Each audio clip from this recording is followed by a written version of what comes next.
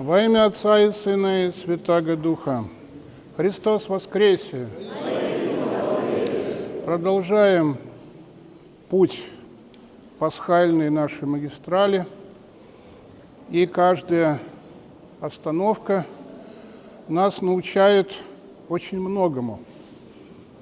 Сегодня нам Иоанн Богослов предлагает поучиться беседе, православной беседе человека с человеком на примере Господа нашего Иисуса Христа и самарянки, она же Фатиния, она же Светлана, с чем мы поздравляем.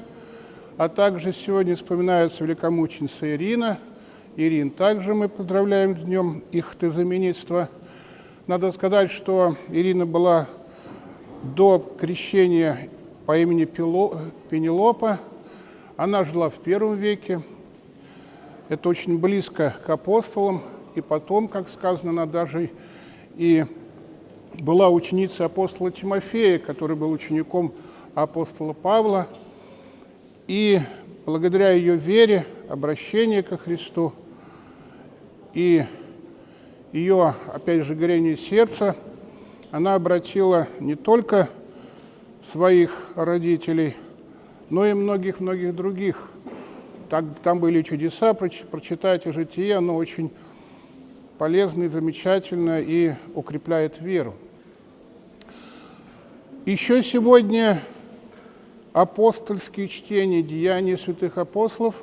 Немного скажу, чтобы было понятна связь.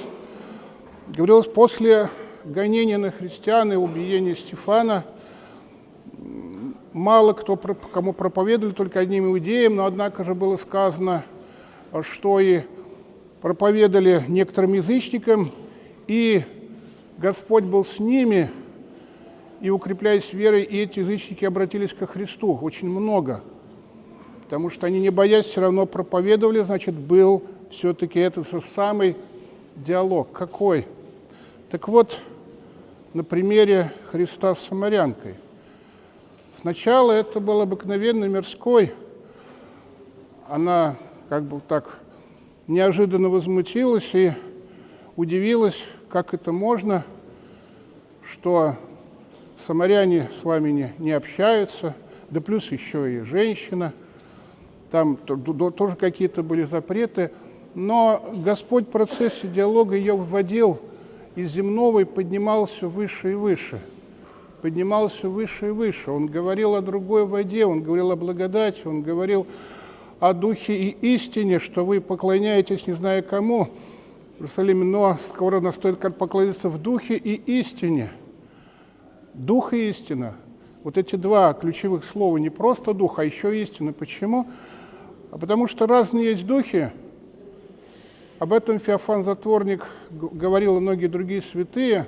Очень много есть духов. Их надо уметь различать. А как различать дух? Потому что без истины мы не различим. Поэтому сначала познайте истину. Истина сделает вас свободны, говорил Господь. И Он же говорит, ас есть путь, истина и жизнь.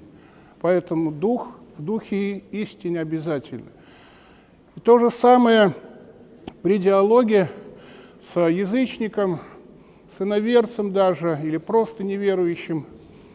Надо вместе собирать, быть духовным и истинным. И чтобы другой человек понимал, что с тобой бесполезно говорить на мирские темы. Вот как можно определить, что ты действительно христианин? Например, если человек очень хочет есть, он в конечном итоге все равно будет выходить на разговор о еде. Или же что-то у него болит, очень сильно болит, он все-таки будет об этом говорить, к сожалению. А может, наоборот, распирает тебя радость, например, пасхальная радость. Помните, апостолы что говорили? Мы не можем не говорить того, чего мы видели, слышали. От сердца, говорят уста, от полноты сердца, то есть проливаются слова, полнота горения сердца. Поэтому, когда мы, христиане, должны заводить разговор с другим человеком, мы должны постоянно его выводить, отрывать от земли и поднимать его до состояния духа и истины. Обязательно. Потому что если не будет, грош нам цена. Что же мы прежде сначала христианин, а потом уже какое-либо имя?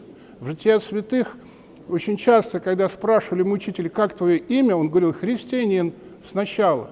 То есть мы носим имя Христа, а потом уже мирское имя, хотя тоже имя какого-то святого, который прославился, будучи верен до смерти Христу. Вот в чем дело. А у нас, получается, мы ведем бесполезные какие-то разговоры получасовые, ни о чем совершенно. О Христе забываем. Это что за христианство? Нет его в помине тогда. Только здесь и то здесь, и какие-то другие темы говорим. Это неправильно абсолютно. А как тогда Господь нам будет помогать? Как Он будет говорить, если двое-трое собрано во имя меня там я среди них? Как Он тогда будет среди нас, если мы не будем о Нем говорить, о Христе? Надо говорить всегда и везде, но говорить правильно, в духе истине. А чтобы правильно, надо познать эту истину. А истина нам дается где? В Священном Писании, в Священном предании, святых отцов, толковании, много-много всего, в упрошении у более опытных. Вот. Поэтому надо обязательно образовываться в духе истины. Если мы посмотрим на древнюю историю 3, 4, 5 веков, там на рынке люди приходили, и он спрашивал: ты мне расскажи, как ты веришь в Троицу? Если не расскажешь, я тебе мясо не продам. Да, вот так. Раньше было так. Такая была степень веры.